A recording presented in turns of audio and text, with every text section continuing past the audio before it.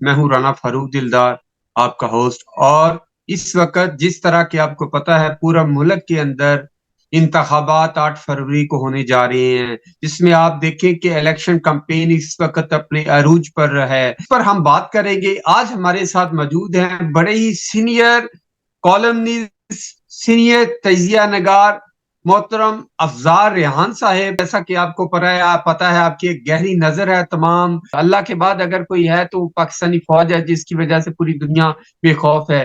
تو آپ اس کے بارے میں بتائیں کہ ملک کے اندر ایک تو جمہوریت مضبوط کیوں نہیں ہے، اور دوسری طرف ایک سیاسی جماعت کو کیوں دبانے کی کوشش کی جا رہی ہے؟ آپ نے خود ہی کہہ دیا کہ اللہ کے بعد پاکستان کو اگر قائم ہے تو وہ فوج کی وجہ سے قائم ہے۔ تو میں اس پہ یہی کہوں گا کہ ہماری کہنے کو اب ہمارا ہمسایہ ملک ایران ہے، وہاں بھی الیکشن تو ہوتے ہیں، لیکن وہاں بھی اللہ کے بعد جو طاقتور چیز ہے وہ ولایت فقیہ ہے۔ تو ولایت فقیہ کے سامنے منتخب صدر ہو یا پارلیمنٹ ہو، اس کی کوئی حیثیت نہیں ہوتی۔ آپ کو معلوم ہوگا تھوڑے دن پہلے بھی جو ہماری جو ولایت فقیہ ہے ان سے جب اس طرح کا سوال کیا گیا کہ پاکستان میں وزرائے اعظم کیا وجہ ہے کہ اپنی مدت پوری نہیں کر پاتے شروع سے لے کے، تو انہوں نے کہا کہ ملک کو تباہ کیا جا رہا ہو، ملک کا کھلواڑ ہو رہا ہو، تو کیا ہم ملک کو تباہ ہونے دیں؟ کیا ہم برباد ہونے دیں؟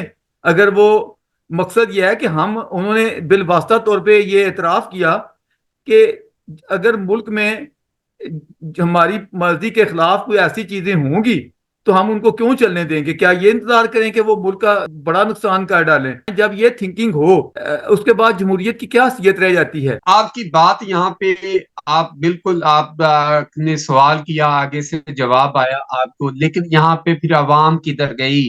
جو نہیں نہیں، عوام کے آگے انہوں نے بنیادی چل کے حقوق میری کدھر بات پوری، گئے؟ وہ جمہوریت کہاں گئی؟ صاحب میں پوری آتا ہوں ادھر ہی، میں اگلی بات عرض کروں۔ اس کے بعد انہوں نے خود ہی یہ بات واضح بھی کر دی۔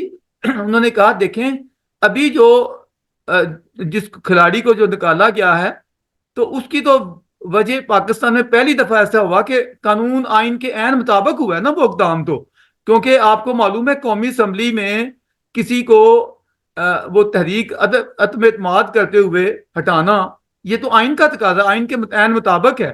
اگر 172 یا جو بھی ریکوائر میجارٹی نہیں ملے گی کسی کو، اس کے خلاف تحریک عدم اعتماد آ جائے گی، تو آپ مجھے بتائیں نو کانفیڈنس جب آ جاتا ہے تو اس کے بعد تو آئین واضح ہے کہ وہ چلا جائے گا، اور جس کے نمبر پورے ہوں گے وہ آ جائے گا۔ آپ کا مدعا ہے کہ باقیوں جیسا سلوک ایک خاص پارٹی کے ساتھ کیوں نہیں ہو رہا، یہی ہے نا، ان کے ساتھ امتیازی رویہ کیوں ہے؟ تو پہلا جواب تو یہ ہے کہ باقیوں نے 9 مئی نہیں کیا ہوا، جنہوں نے کیا ہوا ہے انہی کو، جنہوں نے گاجریں کھائی ہیں انہی کے پیٹ میں ابال بھی آئیں گے نا، جو بھی وہ مسائل ہیں۔ جس نے گاجر اگر اس کے پولیٹیکل پارٹی کے لیڈر اگر اس کے روم میں بیٹھ کر اگر یہ چیز ہوئی ہے تو اس کو سزا دیں، لیکن اس کے بجائے اس کی پوری پولیٹیکل پارٹی کو تو نہ دیں، اس کے نہیں، ورکر کو تو نہ دیں۔ پارٹی کو تو دی بھی نہیں جا رہی۔ وہ جو آپ کو ایک ہی مین اعتراض بن رہا ہے وہ یہ ہے کہ بلہ کیوں نہیں پارٹی کو ملا۔ اس کی تو ہم مذمت کرتے ہیں، ہم تو نے بس اس پہ آپ بے یہ سمجھیں شمار مکافات عمل اس کو کہہ لیں، یا یہ کہہ لیں کہ جو تاریخ اپنے آپ کو دہراتی ہے، یا یہ کہہ لیں اگر وہ ساری میں یہ کہتی ہے وہ منصفانہ الیکشن تھے، اگر وہ منصفانہ تھے پھر یہ کیسے غیر آپ سے منصفانہ ہے؟ میرا سر آپ سے سوال یہ ہے کہ ہر 5 سال کے بعد اس طرح کیوں ہوتا ہے؟ کسی اب پی پی والوں کا اور نون لیگ والوں کا آپ کو پتا کتنے تنازعات ہیں، کتنی مخالفتیں رہیں، کتنے پرجوش تقریریں ہوتی رہیں، میں گھسیٹوں کا کیا کیا کچھ ہوتا رہا، لیکن موقع آنے پہ وہ بیٹھ جاتے ہیں، باہم مل جاتے ہیں، ایک دوسرے سے کمپرومائز کر لیتے ہیں۔ آئین کی جو 18ویں ترمیم ہوئی تھی تو دونوں کے ملنے سے ہوئی تھی نا، کہ یہ ایک سیاست میں لچک ہوتی ہے، ایک وزڈم ہوتی ہے، ایک مخالفت کے باوجود ایک دوسرے کے لیے احترام ریگارڈ ہوتا ہے۔ تو یہ ایک سلسلہ ہمارے ہاں اچھا چل رہا تھا۔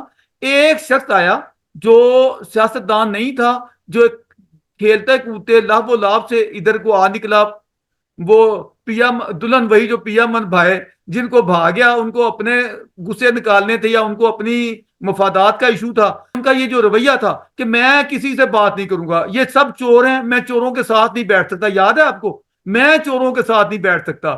آج کے دن تک ان کی طرف سے جو بیانات آ رہے ہیں نا وہ یہ ہوتے ہیں کہ ان کی حیثیت ہی کیا ہے، میں ان کو کیا سمجھتا ہوں، میں اگر بات کروں گا مذاکرت کروں گا تو ان سے کروں گا جو طاقتور ہیں، جن کو کبھی کبھی وہ جانور بھی کہہ دیتے ہیں، کبھی کبھی ان کو وہ ان کی پارٹی والے ابا جی بھی کہہ دیتے ہیں۔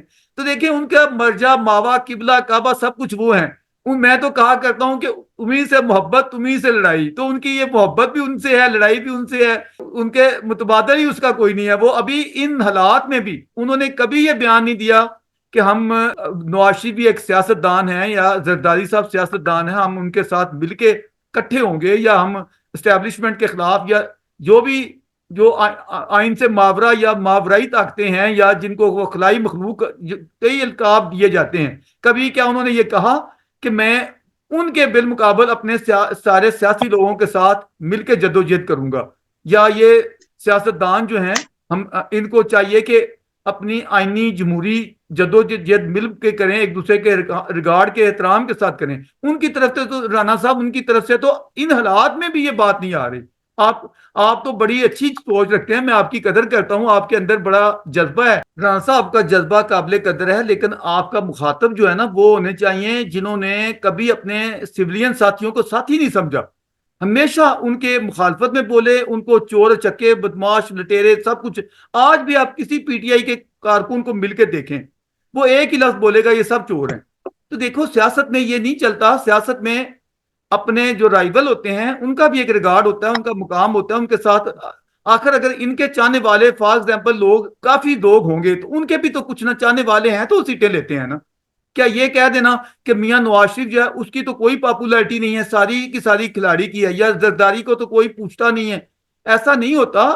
مطلب اگر ان کے ہیں تو بالمقابل اب تو بلکہ پاپولیرٹی کے جو سروے آ رہے ہیں، پی ٹی آئی کا سب سے بڑا جو برا سلوک حالت بری ہے، ان کی کوئی ایک کمان ہی نہیں رہی۔ ان کے جو لوگ کھڑے ہیں ایک ہلکے سے، ایک طرف زیاد کھڑا ہے تو دوسری طرف بکر کہتا ہے کہ میں بھی کھڑا ہوا ہوں، تو آپس میں دو تین مثلاً کھڑے ہوں تو وہ کنفیوژن پیدا کر رہے ہیں۔ اب یہ کلیئر نہیں ہو پا رہا عام ووٹر کے لیے بھی بھائی ان کا اصلی نمائندہ کون ہے، جس کو بات کرو وہ کہے گا اصلی تو بڑا سچا نمائندہ میں ہوں۔ تو ایک تو یہ کنفیوژن آ رہی ہے عام ووٹر کے لیے۔ میں سن رہا تھا وہ کہہ رہا تھا کہ وہ نہیں جی انہوں نے بلہ نہیں دیا تو کوئی بات نہیں، یہ پی ٹی آئی کو اس کا زیادہ فائدہ پہنچے گا۔ اور ساتھ دلیل وہ کیا دے رہا ہے، کہتا ہے کیونکہ ان کے ساتھ عوام سمجھیں گے کہ زیادتی ہوئی ہے تو انہیں ہمدردی کا ووٹ ملے گا، تو بلہ نہ ملنے سے ان کو تو بہت بھاری ووٹنگ ملے گی تو فائدہ ہو جائے گا۔ تو میں نے کہا جب اگر فائدہ ہو رہا ہے تو پھر احتجاج یا غصہ کیوں کر رہے ہیں؟ پھر تو خوش ہوں کہ ہمیں فائدہ ہو رہا ہے، ہمیں ہمدردی کا ووٹ بہت زیادہ مل جائے گا۔ اچھا ٹھیک ہے مان لیا ایک ویب سائٹ ہے اس کی بنیاد پہ ان کے بندے چنے جائیں گے، اس بات پہ غور فرمائیں کہ جو جیت کے آئے گا اس صورت میں اس کے اوپر کون سا لیگل فریم ورک تو کوئی نہیں ہوگا۔ ایک سندھ سے آ کہتا ہے میں نے اس کے اوپر جال ڈال کے ان کو ساروں کو لے کے تو میں وزیر اعظم میں بنوں گا، کیونکہ وہ آزاد جو ہوں گے وہ تو چتر بے بہار ہوں گے، لہذا ان کو میں اپنے گھیر گھر کے لے جاؤں گا۔ اور یہاں ہمارے ترین صاحب ہیں، ظاہر ہے کہ وہ تو اسی سے ٹوٹا ہوا تارا ہے اسی آسمان کا، تو ان کی جو حیثیت ہے آپ پتہ جوڑ توڑ میں ان سے ایکسپرٹ بھلا کون ہے پاکستان میں۔ وہ سرائکی خطے سے کس طرح اپنا جہاز بھر بھر کے لاتا تھا بنی گالا، ان دنوں پنجاب میں کلیئر کٹ میجارٹی نظر آ، سب کو پتا چل رہا تھا کہ نون لیگ کی پنجاب میں گورنمنٹ بنے گی، لیکن ان کا تو یہ ہے ہی نہیں سلوگن جمہوریت کا، وہ تو اقتدار کا سلوگن رکھتے ہیں۔ انہوں نے کبھی نہیں کہا کہ میں آئین یا جمہوریت کی حکمرانی چاہتا ہوں۔ آپ کو معلوم ہونا چاہیے کہ وہ کہا کرتے تھے کہ یہ میں حاکم ہوں، یہ باقی باطل ہیں، اس لیے میرا ساتھ دو۔ اگر آپ یہ نیوٹرل کیا ہوتا ہے، نیوٹرل کا لفظ ہی نہ بولیں، آپ کو معلوم ہے حالانکہ ہمارے آئینی لحاظ سے جو طاقتور ہیں ان کو ہدایت کی گئی ہے کہ آپ وہ نیوٹرل رہیں گے۔ آئین ایک ایسی چیز ہے جس کے مطابق سارے اداروں کو، سارے محکموں کو چلنا چاہیے۔ اگر تم لوگوں نے میرا ساتھ نہیں دینا تو تم جانور ہو، ان تک یہ پیغام پہنچنا چاہیے بھائی یا تو بات کر جمہوریت کی، سویلین اتھارٹی کی بات کر، آئین کی بات کر، تو لوگ تیرے ساتھ باقی بھی چلیں گے جو آئین یا جمہوریت کے چاہنے والے ہیں۔ لیکن اگر وہ کہے گا کہ نہیں جی میں زیادہ حقدار ہوں، آپ مجھے ہی بدستور لاڈلا بنائیں جو بنایا ہوا تھا، اب تم لوگوں نے اپنا لاڈلا کیوں بدل لیا ہے، تو یہ رونا تو اس بات کا ہے۔ جمہوریت کی بات ہو تو رانا صاحب میں آپ کے ساتھ کھڑے ہو جاؤں گا، جمہوریت کے لیے تو ہم ساری زندگی ہم نے جمہوری لوگوں کے ساتھ تکلیفیں اٹھائی ہیں، لیکن جمہوری لوگوں کے پیچھے کھڑے ہونے کی کوشش کی ہے۔ رانا صاحب آپ بھی ماشاءاللہ اچھی طرح جانتے ہیں اور باہر کے لوگ جو بیٹھے ہیں ان کو بھی معلوم ہوگا کہ پاکستان کا کچومبل نکلا پڑا ہے، ہماری معیشت ڈوبی پڑی ہے، سسکیاں لے رہی ہے۔ ہم ایک ارب ڈالر کے لیے ہم نے ناک کی لکیریں نکلوائی گئی ہیں یہ آئی ایم ایف کی طرف سے، اور کیا کیا ہم دو بلند پرواز والے نے کہ میں جب جاتا ہوں دوستوں کے پاس تو وہ دیکھتے ہی کہتے ہیں کہ مانگت آ گیا، بکاری آ گیا، تو میں کہتا ہوں بھائی ہم بکاری نہیں ہیں، ہم تو بکاری نہیں ہیں، ہم اصل میں ہمارے حالات مندے ہو گئے نا۔ تو اس لیے مجبوری ہے کہ پھر آپ کے ساتھ امداد مانگنے آ گئے ہیں. تو بات تو وہی ہوئی. یہ تو تو وہ ہمیشہ بات یہیں سے شروع کرتے ہیں کہ بھائی ہم بگاری نہیں ہیں, میرا دیکھ کر بٹوا گم گیا ہے نا, تو میرے گم حالات گیا. خراب ہے, میں مسئلہ بن گیا. تو یہ تو آئیڈیل ہے, اگر مل جائے اس وقت جمہوری طاقتوں کو مضبوط گورنمنٹ آنا ضروری ہے. اگر وہ اسی طرح کی گھسی پٹی گورنمنٹ آئے گی تو پھر آپ دیکھیے گا جمہوریت کی حکمرانی نہیں ہوگی, بلکہ ان کی حکمرانی ہوگی جو طاقتور ہیں. پھر اشاروں پہ ہی معاملات چلیں گے, اسی طرح معاملات رہیں گے. سویلین رول جو ہے وہ اگر مضبوط دیکھنا چاہتے ہیں تو پاکستانی عوام کو چاہیے کہ وہ کوشش یہ ہونی چاہیے کہ کوئی جو بھی سیٹ اپ آئے وہ مضبوط آئے. کم از کم وہ سمپل میجارٹی تو ضرور ہونی چاہیے, اگر 2/3 نہیں بھی ہوتی, کیونکہ جوڑ توڑ کے ساتھ جو حکومت بنے گی نا مانگی تانگی اب بیساکھیوں پہ, تو آپ نے دیکھا ہی ہے مانگی تانگی جو ہوتی ہیں وہ کتنی کمپرومائزنگ ہوتی ہیں, کتنے ان کو مسئلے ہوتے ہیں. وہ رونے والی حکومت ہوتی ہے, وہ ترقی نہیں ہو سکتی, آگے نہیں بڑھ سکتی, پالیسیاں نہیں بنا سکتی. آپ نے ابھی جو اتنی ساری پالیسیاں گنوائی ہیں مجھے کہ یہ مسائل ہیں ہمارے پاکستان کے, اس کو ظاہر ٹیکل کرنے کے لیے جو اتنی کمزور حکومت ہوگی کیسے نکال سکے گی اس بھنور سے یا اس گرداب سے یا اس دلدل سے پاکستان کو. اگر پاکستان نے نکلنا ہے اور جمہوری رستے سے نکلنا ہے تو اس کا ایک ہی حل ہے کہ ایک مستحکم جمہوری گورنمنٹ کو منتخب کر لیا جائے. تو ان 5 سال کی اگر وہ بیساکھیوں سے کے بغیر حکومت سمپل میجورٹی میں بنا جاتے ہیں تو کیا خیال ہے یہ جو بڑا طوفان ہے مہنگائی سا, یا جو غریب جو اپنی زندگیاں کی بازی لگا رہے ہیں, لوگ ڈینٹی لگا کر باہر کے ممالک کا رخ کر رہے ہیں, تو اس میں کامیاب ہو جائے گی کیا تو مسلم لیگ نون کے پاس ایسا پلان ہوگا؟ آپ کا اچھا سوال ہے. دو چیزیں ہیں, ایک تو یہ ہے کہ پہلی بات تو یہ ہے کہ ایک مستحکم گورنمنٹ آنی پاکستان کے اس وقت بہت ہی ضروری ہے. اگر انہوں نے سویلین اتھارٹی کو منوانا ہے تو مستحکم گورنمنٹ آنی چاہیے. لیکن پریکٹیکلی دیکھتا ہوں, مجھے اس وقت واقع اس میں کوئی شبہ نہیں ہے کہ فیوچر کا وزیر اعظم نواز شریف کلیئر صاف نظر آ رہا ہے, کیونکہ یہ تو ایک وزڈم ہوتی ہے نا, بندہ دیکھ رہتا ہے حالات کو, سچویشن کو. اس وقت ہم اسی میں پلے بڑھے ہیں, اسی ماحول میں, اسی کلچر کو سمجھتے ہیں. مجھے تو ہمیشہ کبھی بھی جو بھی آج تک الیکشن میں کبھی شک نہیں پڑا, جس کا ہوتا ہے وہی نکلتا ہے, کیونکہ اندازہ اسیسمنٹ انسان کی ہوتی ہے نا کہ کون جیتنے جا رہا ہے. تو اس میں کوئی شک نہیں ہے کہ نون لیگ جیتنے جا رہی ہے.